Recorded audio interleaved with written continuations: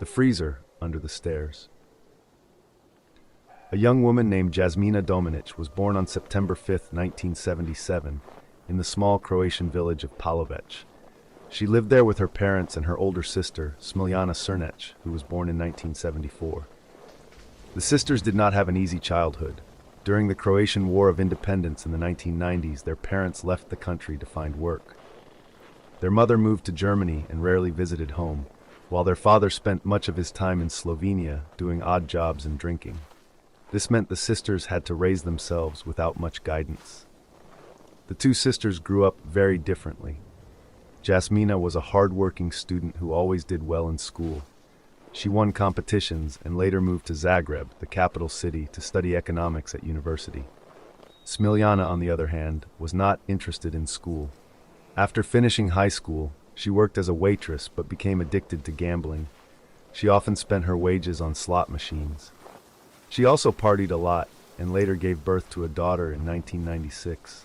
The father of the child was never confirmed. Jasmina loved her niece and cared for her deeply, unlike their father, who would insult the little girl when drunk. By 1998, Jasmina was focused on her studies in Zagreb and stopped visiting home as often. She worked at a cafe to support herself. Meanwhile, her relationship with Smiljana became strained. The two often argued loudly, sometimes even violently, worrying their neighbors. Sometime in the summer of 2000, Jasmina was last seen by acquaintances in Zagreb. She said she was planning to visit Palovec. After that, she disappeared. Her father tried to report her missing in September 2000, but he was drunk and rambled about her possibly moving abroad to Paris or working on a cruise ship. Because of his condition, the police did not take the report seriously. Years went by without answers. The whole village gossiped about what happened to Jasmina. Smiljana told people that her sister was fine and living abroad. Because of this, the family did not push the police very hard. Finally, in 2005, Jasmina's mother returned from Germany and reported her missing again. The police launched an investigation, but it was already 5 years too late. They questioned Jasmina's friends and teachers, but no one had clear memories. They searched her dorm and the family home, but found nothing suspicious. Smiljana even took a polygraph test, but the results were unreliable, and eventually, the case went cold. Over the years, suspicions about Smiljana grew. She was caught lying to the police in 2014 after she claimed she had been robbed, when in reality she had lost money gambling. She was briefly sentenced to prison for filing a false report. Still, there was no evidence linking her to Jasmina's disappearance. Then, in February 2019, almost 2 decades after Jasmina vanished, the truth finally came out. A power outage struck Palovec, and Smiljana's daughter and her boyfriend began cleaning the family home. They opened an old freezer that Smiljana had always told them not to touch. Inside, they discovered a horrible smell and a large object wrapped in plastic and bags. When they cut it open, they found the body of a woman. The police were called immediately. They noticed that the food packages in the freezer were all dated from June 2000, proving the body had been hidden there for 18 years. The body was wrapped in blankets and plastic, and the head was covered with a nylon bag. It was identified as Jasmina. An autopsy revealed she had died from heavy blows to the head. Smiljana was arrested the same day. Her fingerprints and DNA were found on the bags and on Jasmina's body. During questioning, she at first denied everything. But under pressure, she broke down and said, "I killed her and beat her. She had everything and I had nothing." She later took back her confession, but the evidence was strong. Her trial began in October 2019. Smiljana tried to defend herself, claiming she loved her sister and had no motive. But the court had enough proof: fingerprints, DNA, and the fact that Jasmina's body had been in the family home all along. On June 30th, 2020, she was found guilty of murdering her sister and sentenced to 15 years in prison. Smiljana's attempt to appeal failed in 2021. In 2023, she was briefly released from prison for health reasons, but later returned to finish her sentence.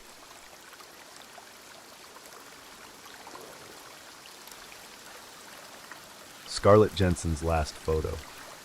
On October 7, 2022, in the small town of Old Town, Idaho, a tragic accident claimed the life of 3-year-old Scarlett Jensen. That afternoon, Scarlett was walking along a private driveway with her grandmother and her 2-year-old brother, Henry. At 4:47 p.m., her grandmother took a picture of the children together, Scarlett in a blue dress and Henry in a t-shirt and shorts. It was a quiet moment of innocence that would soon become heartbreaking, as just 5 minutes later, everything changed. At 4:52 p.m., a Chevrolet Tahoe came speeding down the path and struck all 3 of them. Scarlett was killed instantly from the impact, while her grandmother and little brother suffered severe injuries. Henry, only 2 years old at the time, endured devastating injuries. His spine was fractured, several ribs were broken, his jaw and collarbone were shattered, and he suffered a liver laceration along with other internal trauma. He was airlifted to a children's hospital and admitted to the pediatric intensive care unit, where he remained for weeks. Scarlett's grandmother was also badly hurt, sustaining multiple broken bones, but she eventually recovered after medical treatment. The driver of the Tahoe was identified as 25-year-old Dakota LaFountain of Newport, Washington. Instead of stopping, he fled the scene on foot, leaving the victims behind. Police later tracked him down a few miles away and took him into custody. The incident sparked outrage across the community, as neighbors mourned Scarlett's death and expressed anger at the driver's decision to run. In May 2024, he was sentenced to 10 years in prison for his role in the crash.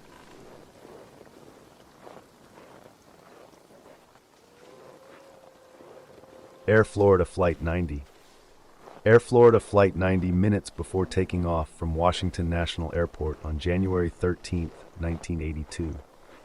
The plane had not been properly de-iced and crashed shortly after takeoff into the 14th Street Bridge and plunged into the Potomac River, killing 74 of the 79 people on board. It was one of the coldest days the city had seen, with snow falling heavily and the river frozen solid. The airport had been closed the night before, but reopened under difficult conditions. Delays built up as crews struggled with the weather, and by the time Flight 90 was ready, snow had once again coated its wings. The plane lifted off, but never gained enough power. In less than half a minute, it struck the crowded bridge, crushing cars below, before shattering into the icy river. 4 people on the bridge were killed instantly, and most passengers trapped inside the wreckage stood no chance in the freezing water. Only a small section of the tail remained above the surface, where a handful of survivors clung on desperately. Rescue efforts began quickly, but the cold and broken ice made it nearly impossible to reach those trapped underwater. Ordinary citizens joined first responders, risking their own lives in the freezing river to pull people out. One man, later known only as the 6th passenger, showed incredible bravery. Though he survived the crash, he kept passing the rescue line to others, saving strangers again and again until he became too weak and slipped beneath the water. When it was over, just 5 people had been saved. The tragedy shocked the nation and revealed serious flaws in airline safety at the time. In the years that followed, new rules for de-icing, stricter pilot training, and better emergency procedures were introduced to prevent such a disaster from happening again.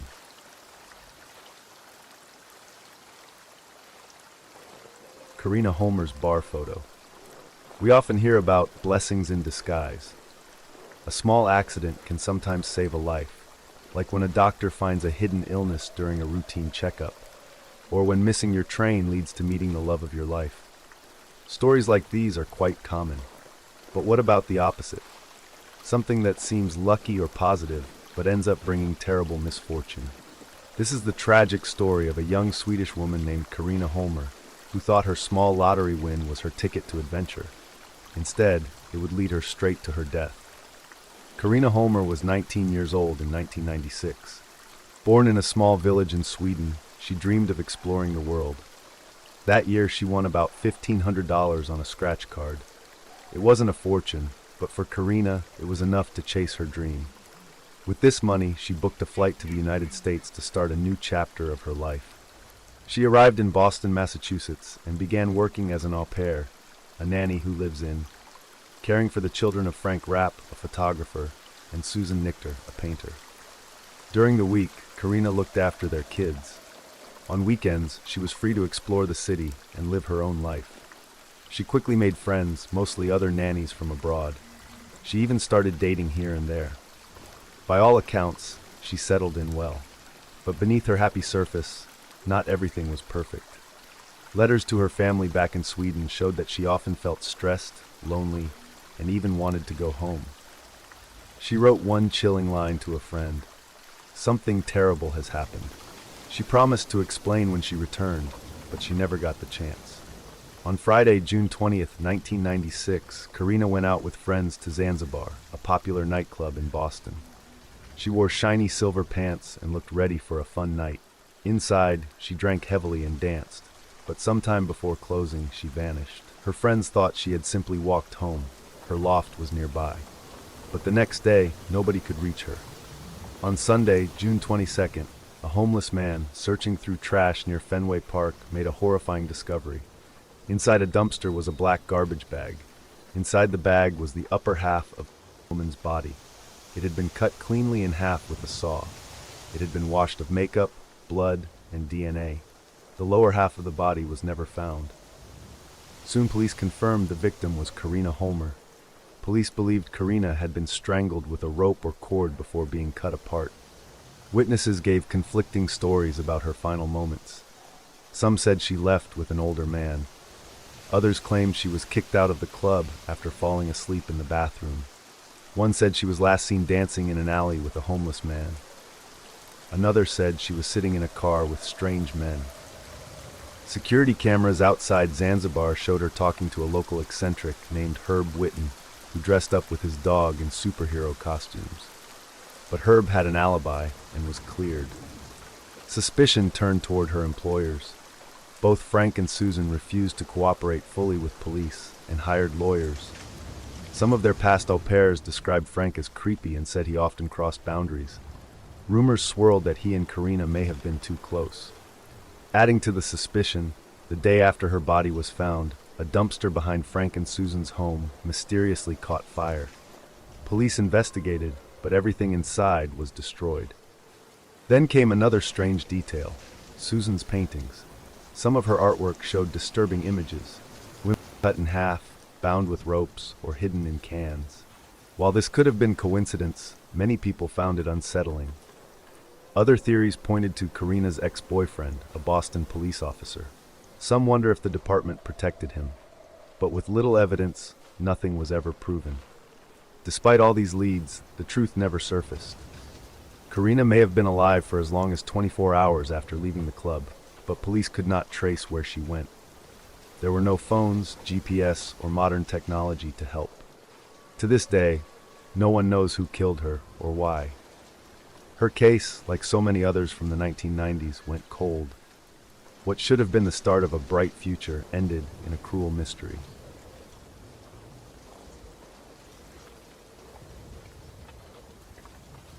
Merlin Septiana's final photo.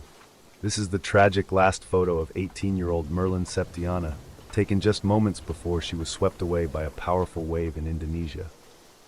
On that Thursday afternoon, Merlin was at Semedi Beach in central Lombok with her friends. They were laughing, taking pictures, and enjoying the ocean view. In one of the photos, she can be seen sitting on a rock, wearing headphones, smiling, and unaware of the danger behind her. Seconds later, a huge wave slammed into the rocks. Merlin was pulled into the water as her friends screamed in horror. Video from the scene shows her desperately clinging to a boulder while violent waves crashed around her. People on shore tried to help with wooden sticks and fishing rods, but the water was too strong. For 2 long hours, rescuers searched as locals watched helplessly. At 5:13 p.m., Merlin's body was finally found, battered against the rocks by the relentless waves. Authorities later said that her headphones may have stopped her from hearing the roar of the incoming wave. Her body was returned to her family in Tanakawu village.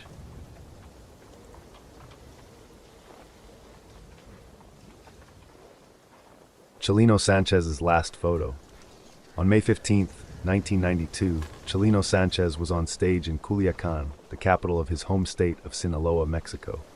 He was performing his popular narco corrido songs when a man from the crowd handed him a small folded piece of paper. Inside was a chilling message, a death threat. The note warned him that if he continued to sing, he would be killed. Chalino's face gave away his fear. He wiped the sweat off his forehead and tried to force a smile, but everyone could see how nervous he was. Still, he did not back down. He crushed the note in his hand and went on with the performance. Witnesses later said it was one of the best shows of his life. Sadly, that night was his last. After the concert, while leaving the venue with his brothers, he was taken by armed men. The next morning, on May 16, 1992, his body was found by an irrigation canal. His eyes were covered with a blindfold, his hands tied with rope, and he had 2 bullet wounds to the back of his head. To understand his story, we have to look at the kind of music Chalino sang. One of Mexico's most loved musical traditions is the corrido. Corridos are ballads that mix poetry and storytelling. They share tales about the lives of ordinary people, their culture, and their struggles. In the past, they were even used as a way to spread news among people who could not read. Corridos often praised rebels and outlaws who stood up to authority. They became especially popular during the Mexican Revolution, with songs celebrating leaders like Pancho Villa. For many Mexicans, corridos expressed national pride, much like patriotic songs in the United States. But when Chalino Sanchez came along, he gave corridos a whole new twist. Born Rosalino Sanchez Felix, he grew up poor in a small ranch near Culiacan. Schooling was short because he and his brothers had to work to support the family. Life was not easy, and tragedy struck early. When Chalino was 11, his beloved sister was hurt by a local man with power and influence. This painful event left a deep mark on him and shaped his views of justice, revenge, and respect, things that would later appear in his songs. Chalino eventually moved to Los Angeles, where he worked small jobs. In 1983, he married Maricela Vallejos, and they had 2 children. Around that time, he started writing corridos for friends and acquaintances. Unlike traditional corridos, Chalino's songs told the stories of drug dealers, criminals, and dangerous men. They spoke about guns, drugs, betrayal, and violence. His style was raw and unpolished, but it reflected the hard reality of life on the streets. At first, Chalino never saw himself as a singer. He only wrote corridos for others, but when a band failed to sing his songs the way he wanted, he decided to sing them himself. His rough voice, which he once admitted sounded more like barking than singing, ended up becoming his trademark. People connected with it because it was real. Slowly, his tapes began spreading through Los Angeles swap meets, car washes, and small shops. Independent producers saw potential in him, and soon he was performing in nightclubs. His shows drew massive crowds, and before long, he became a folk hero to many immigrants who saw their own struggles reflected in his music. But fame also brought danger. On January 20th, 1992, during a show in California, a drunk man attacked Chalino with a gun. A shootout erupted inside the packed club. Chalino shot back and survived, but a friend of his was killed. This violent incident only made his legend grow stronger, but it also made him more paranoid. He began selling off his possessions, his songs, and even his guns, almost as if he sensed his end was near. Even though he knew the risks, Chalino agreed to perform in Culiacan in May 1992. The money was good, and he felt obligated since he had already been paid half in advance. Despite warnings from friends who told him the city was too dangerous, he went anyway. That night, the crowd was thrilled to see him back in his home state. He gave them a memorable performance, but the death threat note changed everything. Hours later, his body was discovered, marking the tragic end of his life and career. Even though his life was cut short at only 31 years old, his music lives on, and his story remains one of the most powerful and tragic in Mexican music history.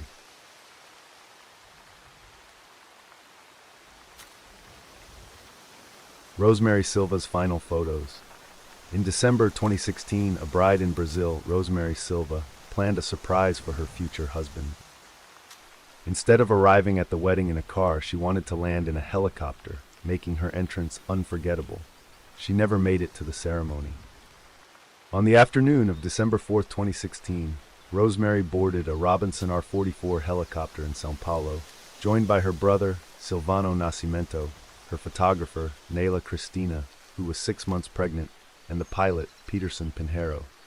The plan was a short 25-minute flight to the wedding venue, where 300 guests and her groom, Udirle Damasceno, were waiting.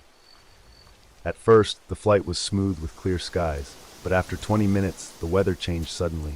Thick fog rolled in, and visibility dropped sharply. Investigators later said the helicopter was not equipped to fly in such conditions. It was only licensed for visual flights. Inside the helicopter, passengers grew worried. The photographer can be heard on video asking the pilot if he knew where they were going. The pilot insisted he knew the area, but he was already struggling. The helicopter veered side to side, losing control. In the final moments, he made a sudden turn, but it was too late. The aircraft crashed in a wooded area near São Lourenço de Serra, just a few miles from the wedding. All 4 people on board died instantly. Rosemeire's fiancé was left waiting at the altar, unaware of what had happened until news reached him. What should have been the happiest day of his life became a day of heartbreak. The crash shocked Brazil. Later, investigators suggested the pilot had been under pressure, trying to complete the flight for the bride's big surprise. Lawyers for the families argued that both the pilot and the companies involved made serious mistakes and that the flight should never have taken place. Rosemeire was 32 years old. Instead of walking down the aisle, her name became tied to one of the most haunting wedding tragedies the country had ever seen.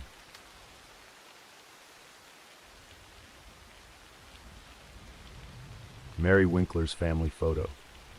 Mary Winkler was born in Tennessee on December 10, 1973. She grew up in Knoxville. Her father worked in real estate and her mother was a teacher. Mary was known as a good student and very religious. She graduated from high school in 1992 and went to college. Later, she transferred to another college in Henderson, Tennessee. It was in college that she met a young man named Matthew Winkler. Matthew came from a long line of preachers. Both his father and grandfather had been ministers. As a child, Matthew's family moved often, and he grew up wanting to follow in their footsteps. People described him as friendly and full of energy. Mary and Matthew fell in love and got married in 1996. The following year, they both left college because of money problems. Matthew found work teaching Bible classes. Over the next few years, the couple had 3 daughters, Patricia, Mary Alice, and Brianna.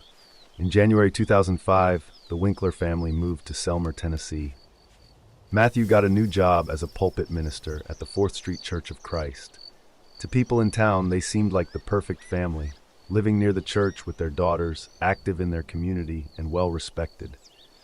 But on March 22, 2006, everything changed.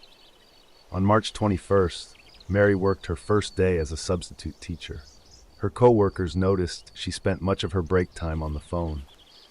That evening, the Winklers picked up Pizza Hut for dinner and watched the movie Chicken Little with their kids. After putting the children to bed, Mary and Matthew went to sleep. The next morning, their youngest daughter, Brianna, woke up crying. Matthew got up to comfort her but grew irritated, believing it was Mary's job to tend to the baby. After taking care of Brianna, Mary went downstairs to make coffee, then came back to the bedroom. She went to the closet, took out a pump-action shotgun loaded with birdshot, and pointed it at Matthew as he lay in bed. She pulled the trigger, hitting him in the back. Matthew rolled to the floor, badly wounded. Their oldest daughter, Patricia, ran in after hearing the shot. She saw her father on the floor, groaning and asking Mary, "Why?" Mary told her daughter that Daddy was hurt and that they had to leave. She gathered the 3 children into the family minivan and drove away. Later that day, church members became worried when Matthew did not show up for an evening Bible study. They went to his home and discovered his body. At first, police thought an intruder had killed Matthew and kidnapped Mary and the children. But soon they found the family 350 miles away in Orange Beach, Alabama. Inside the van, they discovered the shotgun. Mary confessed to shooting her husband and was arrested. Mary was charged with first-degree murder. investigators learned she had recently been tricked by a financial scam. She had deposited fake checks worth $17,500 from people in Nigeria and Canada. She had also opened new bank accounts and sent money, believing she would be paid back much more. When the checks bounced, the banks began questioning her and threatening legal action. Matthew knew there were money problems, but not how serious they were. On the day before the shooting, Mary had spent much of her time on the phone with banks about the scam. That night, she and Matthew argued. She later said she felt overwhelmed by criticism, not only about money, but also about her appearance and habits. At her trial in 2007, Mary testified that Matthew pressured her into things she did not want to do, including wearing certain outfits during intimate moments. She said she only retrieved the shotgun to scare him into talking about their marriage problems, and that the gun went off by accident. The jury did not believe she planned the murder, but they also did not think it was an accident. Instead, they found her guilty of voluntary manslaughter, which in Tennessee means acting in the heat of passion after being provoked. Mary was sentenced to 210 days in jail. Since she had already served most of that time while awaiting trial, she only had to stay one more week in jail before being released. She also spent 2 months in a mental health facility and was placed on probation for 3 years. In 2008, Mary won custody of her 3 daughters, despite her in-laws fighting for them. Later, she was diagnosed with multiple sclerosis, a serious illness that affected her health. The Winklers had seemed like the perfect church family. Matthew was respected and well-liked, and Mary was thought of as kind and supportive. But behind closed doors, Mary said she felt controlled, criticized, and pressured. Some people believed her. Others thought she exaggerated to escape a harsher punishment. The jury's decision showed sympathy for Mary. Many felt that Matthew's actions, if true, were hypocritical given his position as a preacher.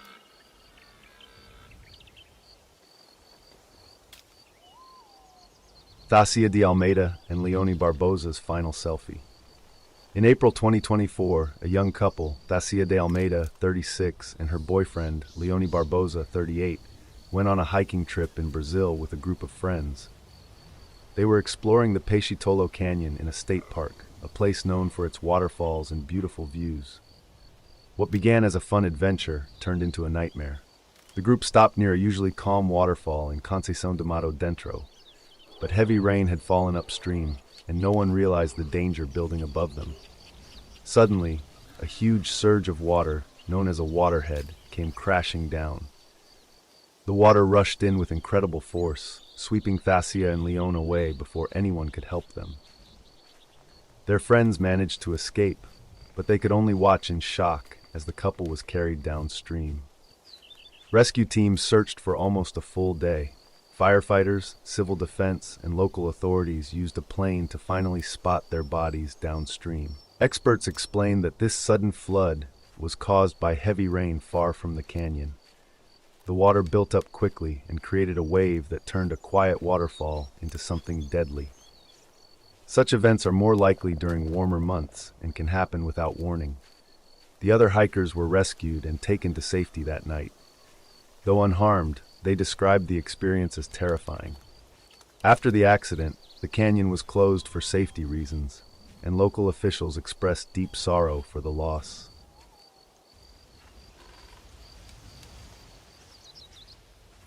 Donna, Livingston, and Peter.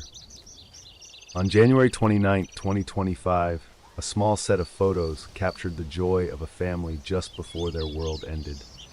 Donna Livingston took pictures of her daughters, Everly, 14, and Aledia, 11, smiling in their seats on American Airlines Flight 5342. She also snapped a selfie with her husband, Peter. They were on their way home to Virginia after the girls attended an ice skating camp in Kansas, chasing dreams of one day competing at the Olympics. Moments later, the flight collided mid-air with a U.S. Army Black Hawk helicopter over Washington, D.C. There were no survivors. All 67 people on board the plane and helicopter perished, passengers, crew, and soldiers. For those who knew the Livingstons, the loss was almost too heavy to bear. Jin Ah Longerbeam, a close friend, had received the photos from Donna just before takeoff. She called the girls her little babies and said she had known them since they were toddlers. Her son, Wolf, who was on the same skating team as Everly and Lydia, remembered them as two of the brightest people at our rink. When news of the crash spread, Wolf and his mother rushed to Ronald Reagan Washington National Airport, bringing coats for the girls, hoping against hope they had survived. He kept saying, "They're going to be cold, we have to make sure they're warm."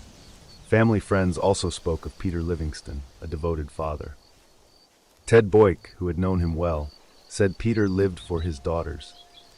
He was the type of guy who would come up with a wild plan and then go out and achieve it. One of those plans had been building a skating rink in the family's backyard. Each winter, Peter would lay down a tarp, pour water, and let the Virginia cold turn it into ice so his daughters could keep training, even during the pandemic when rinks were shut. Aviation experts believe the Army helicopter may not have seen the plane before the collision, calling it likely pilot error.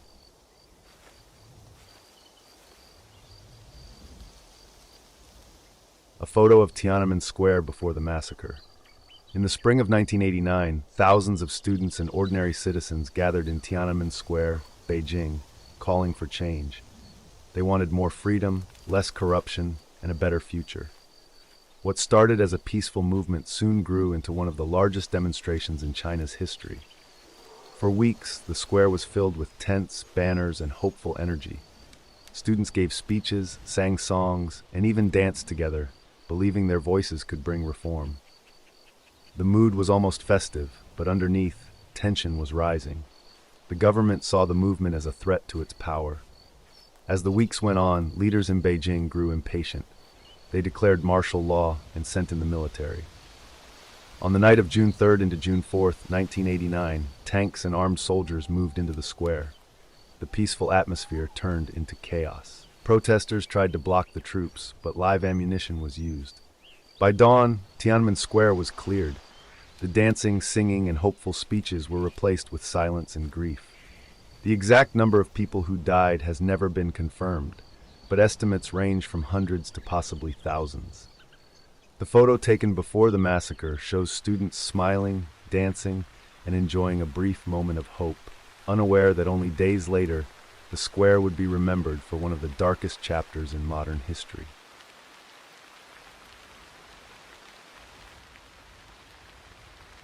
The Branson Perry's backyard photo. Branson Perry was a young man from Skidmore, Missouri, a very small town with only about 250 people. On the surface, Skidmore looks like a quiet farming town, but over the years it has been home to several dark and unusual events. One of the most puzzling is the disappearance of Branson Perry in 2001, a mystery that still has no answers more than 20 years later. Skidmore already had a reputation for strange stories. Back in 1981, a man named Ken McElroy, who was known as a bully and criminal, was shot dead in his truck in front of dozens of people. Even though as many as 46 people saw what happened, nobody came forward to name the shooter. This showed how close and secretive the town could be. That history makes Branson's case even more confusing, because in such a small community, it seems impossible that no one knows what happened. Branson was only 20 years old when he vanished. He had graduated from high school in 1999 and worked different jobs like roofing and helping with a traveling petting zoo. He was about 6 feet tall, had short blonde hair, and was known to be polite and friendly. His parents were divorced, and he lived with his father, Bob, at a modest home in town. Branson enjoyed working out, practicing martial arts, and spending time with his friends. In the days before his disappearance, something unusual happened. On April 7, 2001, Branson went to the home of his neighbor, Jason Bierman. Jason was known for being a bit shady, and during the visit, he reportedly gave Branson some drugs. According to later accounts, Branson began acting strangely, dancing around without clothes, and even shaved himself before engaging in intimate acts with Jason. Many people believe Branson may have been gay, though he had never told anyone openly. He later confided in his father about what happened, which made Bob very angry, especially since he believed his son was given drugs against his will. But Bob was in the hospital recovering from surgery at the time, so he could not confront Jason. Only a few days later, Branson would go missing. The last day Branson was seen was April 11, 2001. That afternoon, he was cleaning the house to prepare for his father's return from the hospital. His friend Jenna Crawford came over to help, and two mechanics were also at the house working on the family car. At one point, Jenna noticed Branson grab something from the kitchen cabinet and rush outside. He came back inside shortly after, but it was never clear what he had taken. Later, Jenna noticed one of the mechanics looking through the same cabinets, which made her uneasy. Around 3 p.m., Branson told Jenna he was going to put jumper cables on the shed and would be back in a few minutes. He left behind his wallet, car keys, and even a paycheck, suggesting he never planned to leave for long. The next day, his grandmother became worried when she realized he had not visited his father in the hospital, something he did every single day. She went to his house and found the door unlocked, but no sign of Branson. After waiting and calling friends, she eventually contacted the police, and a large search began. Authorities and volunteers searched the fields, woods, and nearby areas. The case grew more troubling when investigators discovered Branson may have been more involved with drugs than most people knew. Some thought he had taken drugs from the cabinet that day to sell before planning to enter rehab. But whatever really happened remains unknown. Over the next months, hundreds of people were interviewed, including the mechanics, Jenna, and Jason. Everyone passed lie detector tests, and no solid leads were found. The case went cold until 2003, when police arrested a man named Jack Rogers. Rogers was a church minister and Boy Scout leader, but he was secretly involved in disturbing crimes, including performing illegal surgeries and writing graphic stories online. He once wrote about picking up a blonde hitchhiker, torturing, and killing him. Investigators also found a necklace similar to one Branson owned in his possession. But Rogers denied any role in Branson's disappearance, and there was never enough evidence to prove a connection. Over the years, police have continued to follow tips. In 2009, they even dug in a field in another town after a promising lead, but found nothing. Branson's parents both passed away without knowing what happened to their son. His mother's gravestone even has a space beside it for Branson, listing April 11, 2001 as his date of death, though his body has never been found. As recently as 2022, the local sheriff said they still have a strong suspect, but without real evidence, they cannot make an arrest.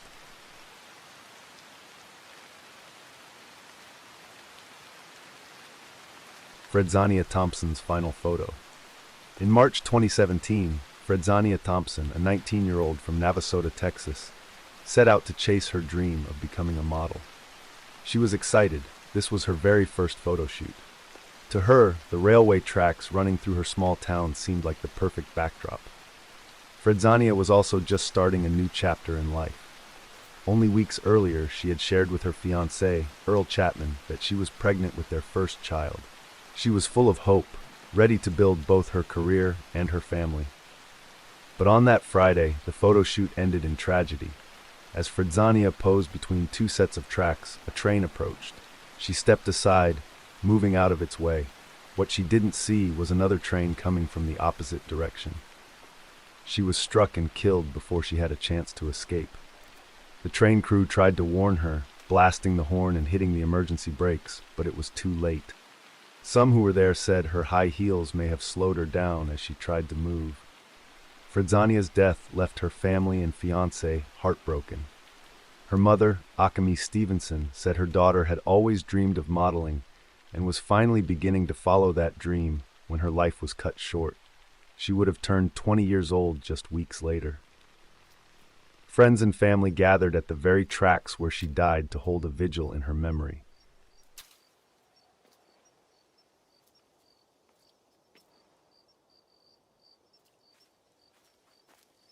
Public executions in France continued for a very long time.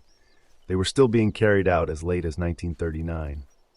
In the mid-19th century, the usual time of executions slowly changed. At first, they were often held in the afternoon around 3 p.m., then they moved to the morning and later to dawn. Executions were once done in large public areas, like market squares, so that everyone could watch. But over time, the government decided to move them closer to prisons. By the early 20th century, the guillotine was set up right outside the gates of local prisons. The last person to be publicly executed in France was a man named Eugen Weidmann. He was a 6-time murderer. His execution took place on June 17, 1939, outside Saint-Pierre prison in Versailles. Photos of the execution were published in newspapers. The shocking images, along with the wild behavior of the crowd, pushed the government to ban public executions. Executions were moved inside prison walls, away from public view. The first person to be executed in private under this new rule was John Dehan, who was guillotined on July 19, 1939, after killing his wife and father-in-law. Eugen Weidmann was born on February 5, 1908, in Frankfurt, Germany. His father was a businessman. During World War I, he lived with his grandparents and began to steal at a young age. In his 20s, he was sentenced to 5 years in prison for robbery. In jail, he met 2 men, Roger Million and Jean Blanc, who later became his partners in crime. After their release, the 3 men planned to kidnap wealthy tourists visiting France and steal their money. They rented a villa in Saint-Cloud, near Paris, to use as a base. Their first attempt failed, but in July 1937, Weidmann tricked a 22-year-old American dancer named John de Koven into visiting him. She thought he was charming and intelligent, and even wrote to a friend about him. But when she visited his villa, he strangled her and buried her body in the garden. The group then stole her money and tried to cash her traveler's checks. Weidmann continued to kill. In September 1937, he hired a chauffeur, Joseph Kufi, and then shot him in the neck, stealing his car and money. Just 2 days later, he lured a private nurse, Janine Keller, into a cave by offering her a job. He shot her in the neck too, and took her money and jewelry. In October, he murdered Roger Leblond, a theater producer, and stole his wallet. In November, he killed Fritz Frommer, a German man he had once known in prison. Weidmann's last victim was Raymond Lesobre, a real estate agent, who was shot while showing him a property. Police tracked Weidmann down after finding a business card at one of the murder scenes. When they came to arrest him, he tried to shoot them. The officers were unarmed, but they managed to overpower him after a struggle and knocked him out with a hammer. Weidmann confessed to all the murders. He showed little emotion except for the killing of Jean de Koven. About her, he said with regret, "She was gentle and unsuspecting. When I reached for her throat, she went down like a doll." The trial of Weidmann and his accomplices took place in March 1939 in Versailles. It became one of the most talked-about trials of the time. Weidmann and Roger Million were sentenced to death, while Jean Blanc received 20 months in prison, and Colette Tricot, another helper, was acquitted. Later, Million's death sentence was changed to life in prison. Weidmann was executed by guillotine outside Saint-Pierre prison. Crowds gathered all night to witness the event. Many people were drunk and rowdy, and nearby building owners even charged high prices for a better view. Because the execution happened in daylight, photographers were able to take clear photos, and someone even secretly filmed the event from a nearby apartment. After Weidmann was in 2 parts, some women reportedly pushed through police barriers to dip their handkerchiefs in his blood. The government was horrified by the behavior of the crowd, as well as the illegal photos and filming. A week later, they passed a law that all future executions in France would take place in private, behind prison walls. Executions by guillotine continued in secret until September 10, 1977, when Hamida Jandoubi became the last person executed in France. After that, the death penalty itself was abolished.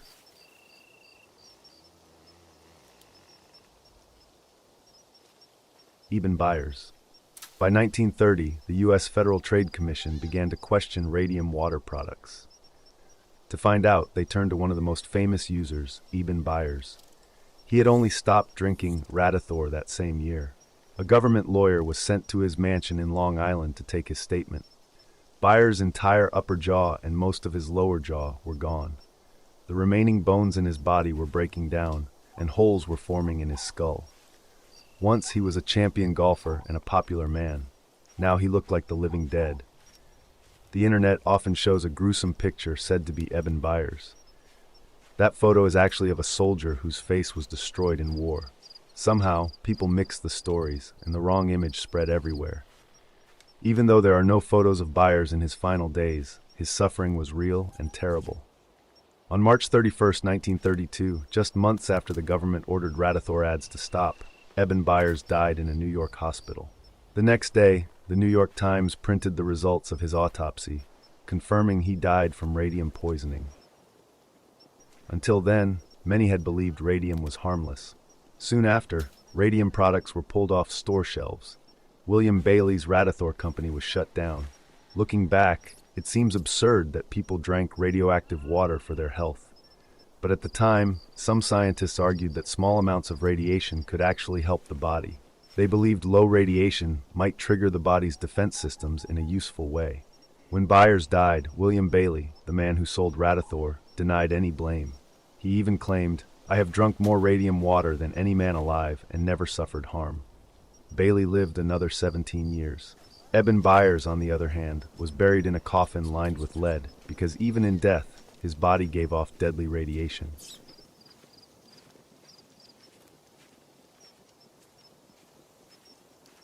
Chase Filandro's final photo. This is the last Instagram photo of Chase Filandro, posted on June 26th. Just over a month later, on July 31st, the 20-year-old actor, artist, and rising influencer was found dead in his NYU dorm room. Chase was studying at the prestigious Tisch School of the Arts and was already building a name for himself. He had acted in independent films, performed in student theater, and written his own pieces. On social media, nearly 60,000 followers watched him share his passions for acting, fitness, and travel. He documented trips to places like Mount Rushmore, the Grand Canyon, and landmarks across Arizona and Virginia. But behind the creative energy and bright smile, Chase was struggling. In a statement to the press, his family confirmed that he was the cause of his own death.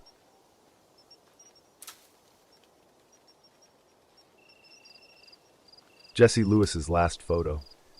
This picture shows 6-year-old Jessie Lewis standing beside his mother's car on the morning of December 14, 2012. His mom, Scarlett, had just brought the car outside their home in Newtown, Connecticut. On the car door, Jessie had written the words, "I love you," in the frost.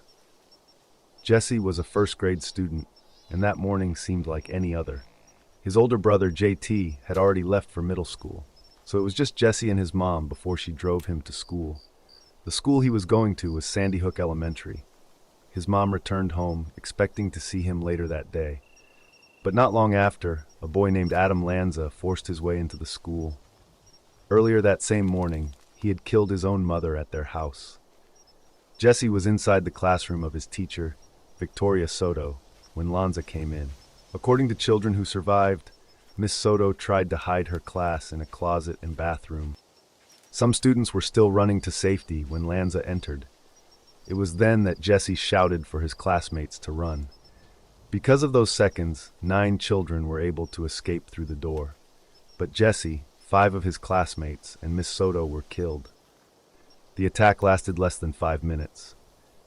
By the time police arrived, 20 first graders and 6 adults were dead. Scarlett realized something was wrong when she couldn't reach the school by phone. She rushed there and saw crowds of parents and emergency workers. Neil later shared that Jessie had been learning about courage in the weeks before the tragedy. He had been practicing how to stand up for himself at the playground. His family believes that in those last moments, Jessie's bravery saved many lives. Jessie's brother JT was only 12 when he lost him. He later became an activist, speaking at events and working with groups that focus on keeping schools safe. This photo remains the last picture ever taken of Jessie Lewis, captured just hours before he gave his life while helping his classmates escape.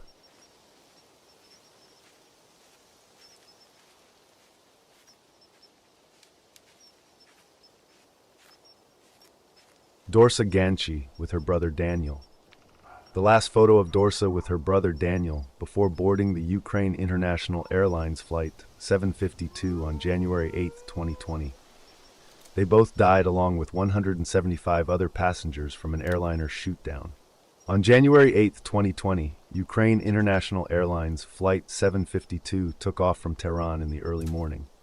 On board were 176 people, including Dorsa, just 3 days away from her 16th birthday, and her 8-year-old brother Daniel. They were traveling back home to Canada with their mother after spending the holidays in Iran. Their father, Dorsa Ghandchi, was waiting in Canada. Just 90 minutes before the flight, he spoke with Dorsa.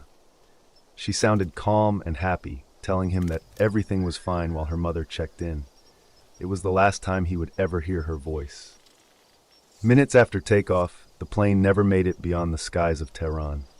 At 6:18 a.m., only 6 minutes after departure, the aircraft was struck by 2 surface-to-air missiles. It crashed into a playground, killing everyone on board. The news devastated families across the world. 138 passengers had ties to Canada, many of them students and young professionals. The Ghandchi family was gone, leaving Dorsa with only fragments of their belongings, a broken cell phone, a muddied wallet, and memories that no possession could replace. Other families shared similar grief. Some received only partial belongings, a burned passport, destroyed laptops, or jewelry stripped of their gold. Many accused the Iranian authorities of looting or withholding valuables from the crash site. Many still reject Iran's explanation that the strike was a human error. The tragedy unfolded just hours after Iran had launched missiles at U.S. bases in Iraq, raising suspicions of a deliberate act or at least a reckless one. For Dorsa Ghandchi, there is no escape from the emptiness. His walls are filled with photographs of his wife and children. Sometimes he retreats into storage, takes out his wife's perfume, and holds his children's clothes, trying to bring them close again.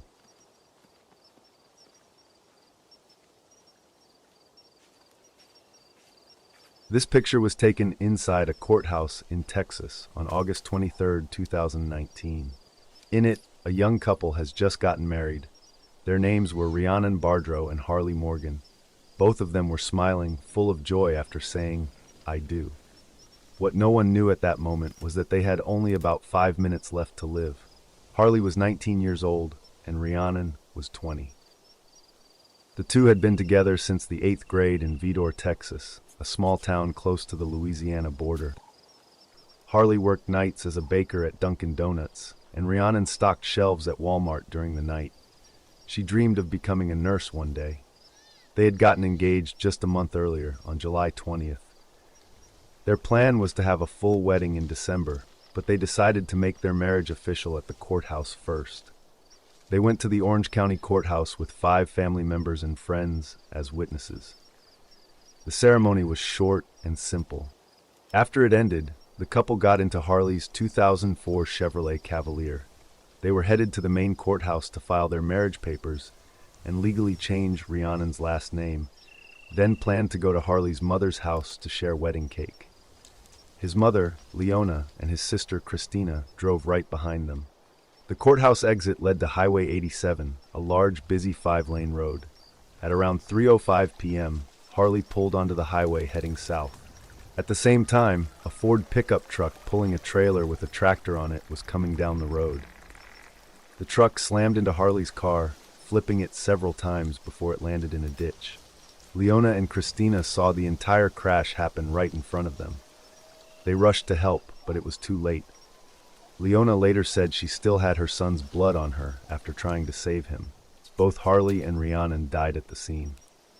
The judge who had just married them was called to the accident site. He was the same person who then had to pronounce them dead, less than 5 minutes after the ceremony.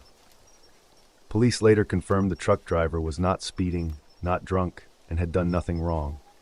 It was ruled that Harley had not yielded properly when pulling onto the highway. No charges were filed. It was simply a tragic mistake at the worst moment. Among the wreckage, rescuers found Rhiannon's wedding bouquet and the marriage certificate, still sealed in its envelope, never filed. That evening, Harley's co-workers at Dunkin' Donuts set up a small memorial. They placed the wedding cake on a table. Someone brought Rhiannon's bouquet from the crash, still stained with blood. They added Harley's watch, wedding ring, and his favorite cap. Around a dozen people gathered to mourn. Afterward, Harley's mother went on the news.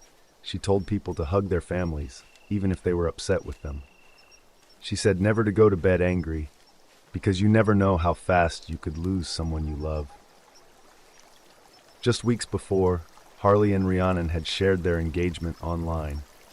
They had so many plans and dreams, but in the end, their marriage lasted only a few minutes, less time than it took to drive to the courthouse.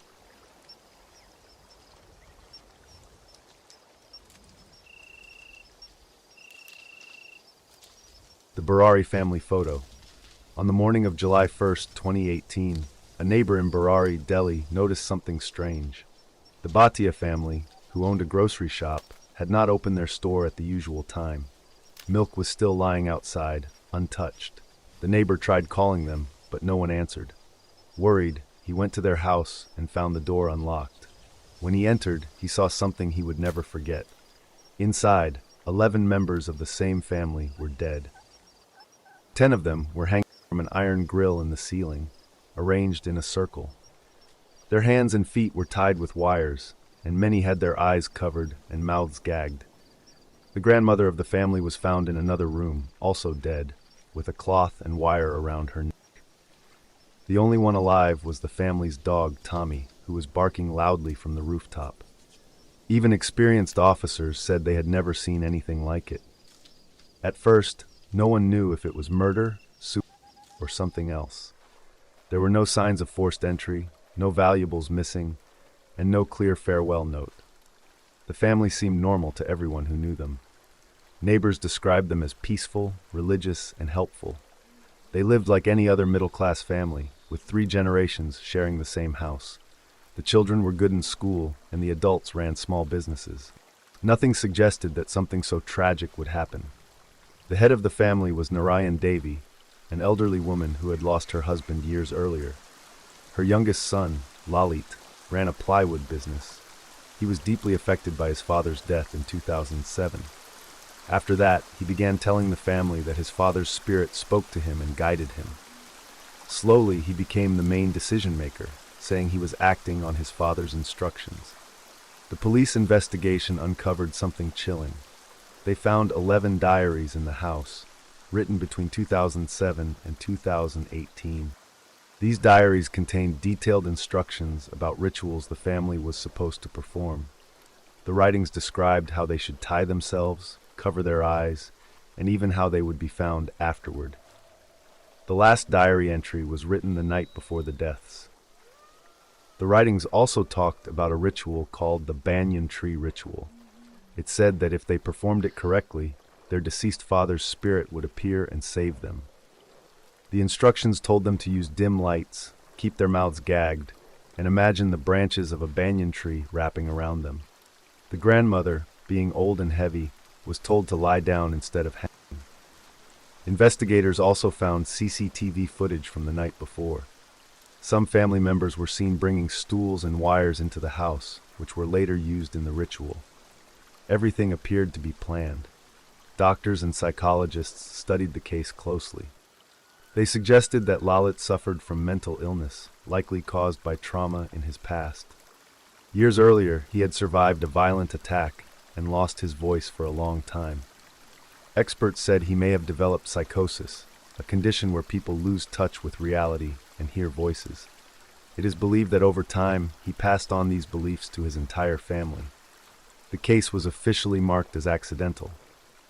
Even so, the case left behind many questions. Some neighbors noticed that the family house had 11 pipes sticking out of one wall. 7 pointed downward and 4 were straight. People began saying that the pipes represented the 11 family members. Rumors spread that the pipes were linked to black magic or were meant for the souls to escape. These claims were denied by the plumber who installed them, but superstitions only grew stronger. The sight of so many family members dead together in such a strange way caught worldwide attention. News channels covered it for weeks, and people were left wondering how such a tragedy could happen in a modern city like Delhi. Even today, the Burari case remains one of the most shocking and mysterious tragedies in India.